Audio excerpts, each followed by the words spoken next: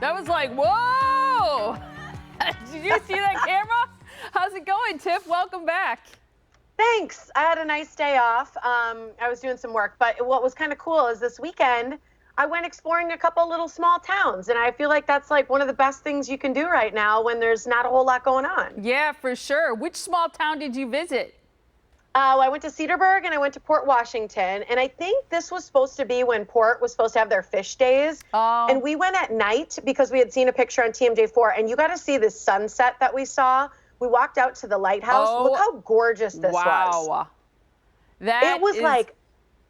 It was like a pastel canvas. It was the most beautiful thing. It was like every picture was seriously like looked like a poster. It was incredible. That is gorgeous. I love the pink in that one. Yeah, the whole sky was like pink and kind of like peachy colors. And then the water is this perfect blue. It was so cool. And the reason we went there is because we had seen on, so if you see this, that's the little steeple. And I'm actually at the lighthouse at this point.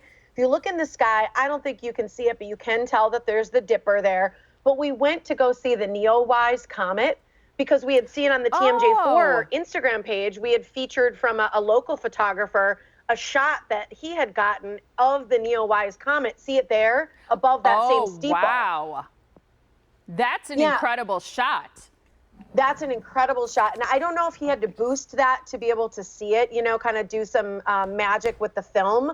But I will say you could see it very faintly where we were at and a little bit of the tail, but nothing that I could capture in a picture. It was pretty cool, though, to see. Okay, so I can't hear you right now. You're going to have to talk for a second because my little ear thing just came unplugged. I for sure can do that. And I'll tell you this, because you can't hear me, but I'll tell everybody who's listening, what was really cool is that when we were actually at Port at the lighthouse, everybody was gathering out there to try and see the comet. And so many of you had actually seen that same photo from this photographer that was also featured on TMJ4 Instagram page.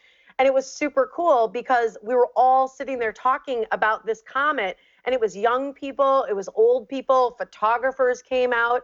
And so I know a lot of you have like seen the comet in the sky. It's supposed to be tomorrow, the 22nd. I had to look on my watch to see the date.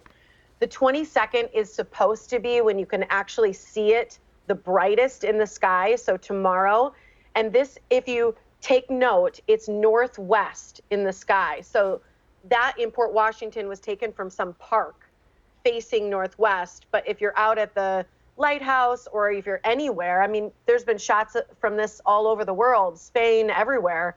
Well, and it just that you can see it because obviously it's up in the sky in the northwest. And I think it just goes to show you don't have to go that far to see a magnificent thing and get a picture that's worth being a poster, you know? Yeah, I mean, and so many of these comets like come around every 1,000 years or so. So it's like, you know, you may only see 1 or 2 comets in your lifetime. I don't know how many you actually see. Yeah, I think that's incredibly impressive. One thing that's interesting is so many things that we see in the sky are weather dependent. And there was an interesting note about the forecast. You know, people are complaining that whatever the forecast is, that it maybe isn't quite right. Well, there's a reason for it, and it has to do with the pandemic. They're saying that there's this new study that because fewer planes are in the sky, global weather data everywhere is being affected. It's actually becoming less accurate. We should check in with our meteorologist friends. They say because they're not reporting back? Exactly, because the world has lost between 50 and 75% of its aircraft weather observations. You know, they check on everything from air temperature, relative humidity, wind during flights. And so now the flights have been grounded. Those reports are fewer and fewer. And so they're saying it's affecting accuracy. And they're most concerned about things like hurricanes and monsoon seasons because it'll be that much harder to get accurate forecasts because there's so much less traffic in the air. Yeah, well, what you missed because you just couldn't hear is I was saying on the 22nd, which is tomorrow, is the night that you're supposed to see the comet the brightest. Okay. And so hopefully the weather is clear because that night it was perfectly clear, and that matters for the comet too. So I don't know. I think NIS has got the most accurate weather. He and Goddard though for sure. Yeah. Of anywhere in town, right? Yeah, we got to back up our guys. She's got it. You know, Team Day 4 we nail it. They don't need those planes in the air to be accurate, right? We got here. Yeah.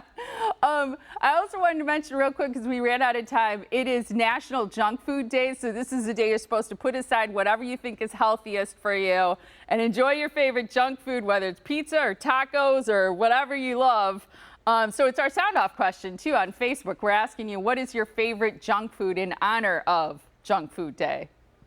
I love that we're honoring it in honor of. In honor of Junk Food Day, we want to know what your favorite is. All right.